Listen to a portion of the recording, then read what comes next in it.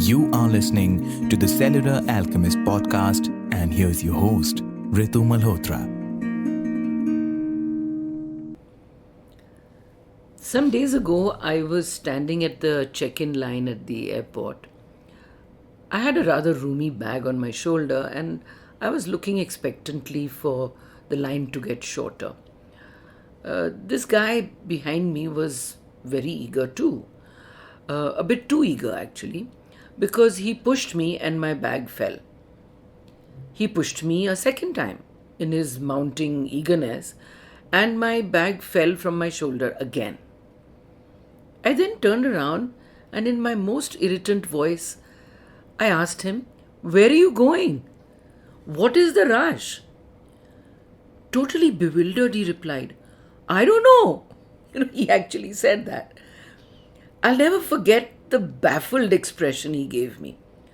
Although only for a moment, he realized that his pushing was completely thoughtless.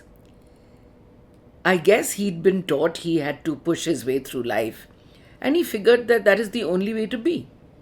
However senseless it was. All around us, the message is the same.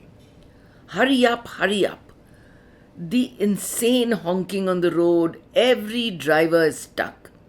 Each one wants to get out as fast as possible. Each one knows that the honk will get them nowhere. And yet, fast, fast, fast, fast, we all go in our own ways. Well, welcome to the age of acceleration. This age has produced a decreasing tolerance for delay. Don't you think so? Look at the road rage. That's only one example. But it's evident everywhere we look. Our attention spans and the number of seconds the average person is willing to wait for a slow loading page even. So one would think that everything around us has permitted us to get things done more quickly than before.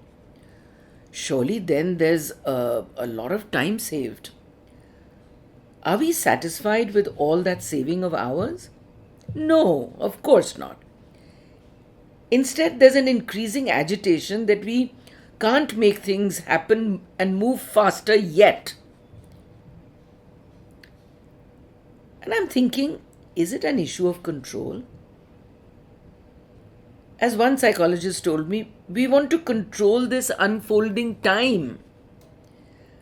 I mean, just look at it. If a microwave takes 30 seconds, then heating food on a stove for an entire minute can be very frustrating for most of us, right? Another good example is our experience of reading. Less and less people are actually reading books. They may read summaries, listen to Audible or the shortest version on what has to be read. Most complain that the act of reading takes too long. Like my nephew said to me the other day, write me a synopsis of your work. And I didn't hear back from him, so I asked him what happened. He says, you write paragraphs. How am I to read paragraphs? I mean, unbelievable as it sounds, that's the current climate. We read a sentence, 2 sentences, maybe 3, and then there's the beep, or a tweet to check or reply to, and there goes our reading. So, is it that we don't find an empty half hour in the whole day to read a book? Maybe it's actually the impossible task of sitting down and doing nothing else for a little while without interruptions. It's not really the interruptions, it's what we want them. We'd rather be interrupted and distracted than take the quiet time to read. We want those interruptions. This is the whole truth. Along with the age of acceleration, It's the age of distraction as well. The constant motion, the constant stimulation. Every time you open your phone and catch up on the latest message or tweet, it's like a dopamine hit for the brain. It becomes addictive. We want more and more and more. It's addictive and senseless, but we are unable to stop. Yet all our distractions or unproductive habits are pointing us towards the fact that we have agency. We have awareness. We can make choices. So be aware, stop, take a deep breath, change course. Give your brain a break. We can reset anything if we choose to.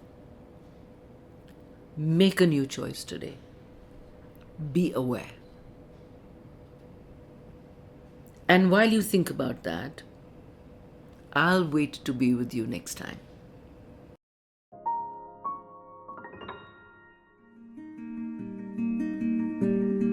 That was this week's episode for the Cellular Alchemist podcast with spiritual psychologist Ritu Malhotra. Don't forget to follow the podcast and join us next week for yet another episode. Thank you for listening.